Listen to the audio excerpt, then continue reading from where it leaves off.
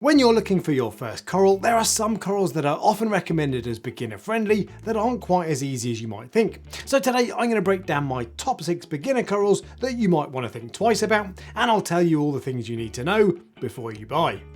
First up are hammer corals, and specifically wall hammers. The bright colours, flowing polyps and interesting shapes make hammer corals absolute catnip for new hobbyists. And it doesn't take much searching to find guides that persuade you how good hammer corals are for newbies. But there is one thing you should absolutely look out for, and that is the growth pattern of the skeleton.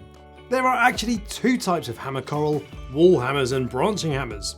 The wall variety consists of a single polyp running along the length of a calcium wall, whereas the branching type has several polyps that grow off in, well, branches. And because wall hammers have just a single polyp, any disease or infection can easily spread across the full length of the coral, causing the whole thing to die. Whereas if a branching hammer experiences similar issues, it often doesn't affect all polyps, and you can easily break off the healthy branches to save the coral. So make sure you ask the shop which type you're looking at before you buy.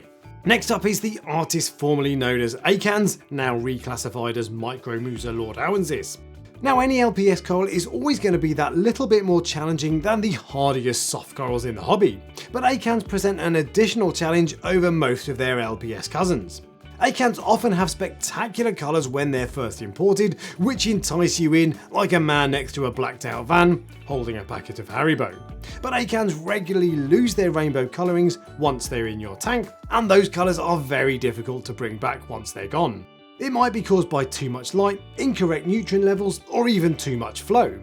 But whatever the cause, there's a good chance that the multicoloured specimen you bought will just end up plain red or green. So don't give yourself a hard time if that's happened to you, and try not to fall into the trap of chasing rainbow colours for the next 2 years at the expense of the rest of your tank. And my next coral may come as a bit of a surprise to many of you: Zoas. Zoas are a soft coral which are generally a hardy old bunch, and Zoas were actually my choice for the second best beginner coral in the hobby in my top 7 beginner corals video. So why then are they on this list?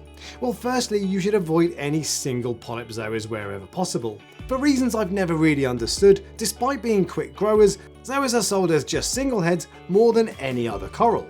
And as with wall hammers, just having one polyp removes the safety that is found in numbers. And worse than that, single polyps are often left for just a week or two after being fragged before they're sold, which is a recipe for disaster.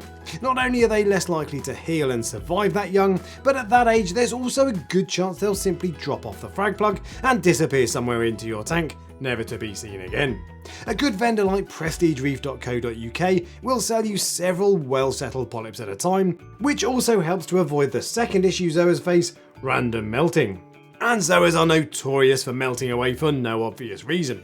These alien anti-venom Zoas in my tank are just about surviving, but have barely grown in almost 12 months, whereas other Zoas in the same tank spread like crazy.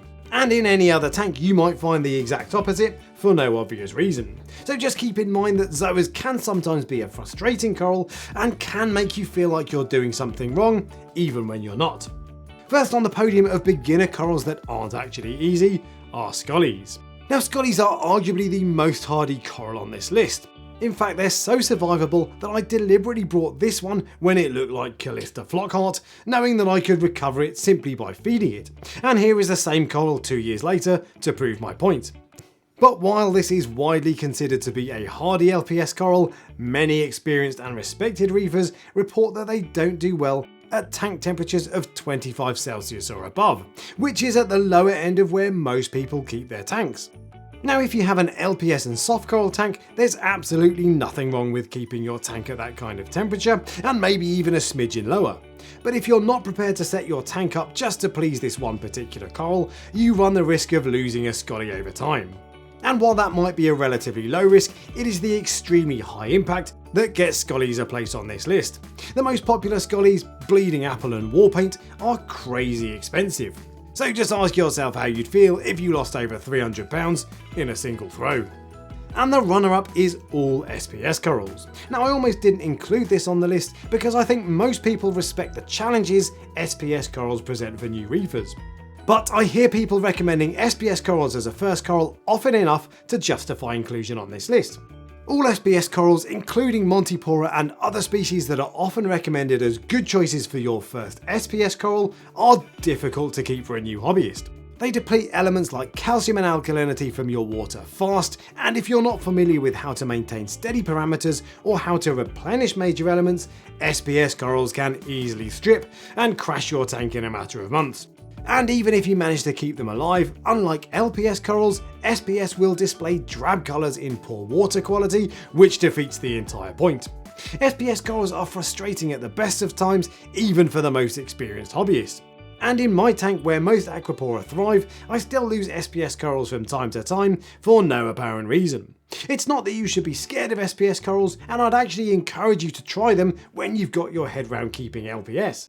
It's just that they are a terrible coral to cut your teeth on, and quite frankly anyone who says otherwise is talking bollocks. And the number one coral recommended for beginners that is actually difficult is the torch coral, and this is truly worthy of top spot. Underneath it all, torches are actually a hardy coral. They don't uptake elements at a rapid pace, they're perfectly happy in less than ideal water parameters, they can tolerate higher light than most LPS corals, and they even sprout multiple heads, so if one polyp dies, the rest of the coral can still survive. However, torch corals have a nasty habit of wilting and dying just months or even weeks after looking in tip-top condition. Now, I've never personally worked out what causes it, but many people speculate that the cause is bacterial infections that we can't test for, and that you won't be able to cure with anything readily available at your local fish shop.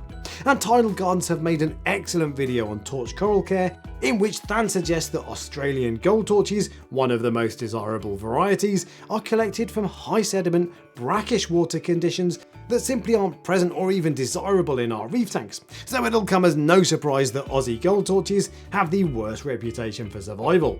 Some of the other corals on this list, like Zoas, Scollies and Hammers, can be hardy and can still make reasonable choices for your first coral.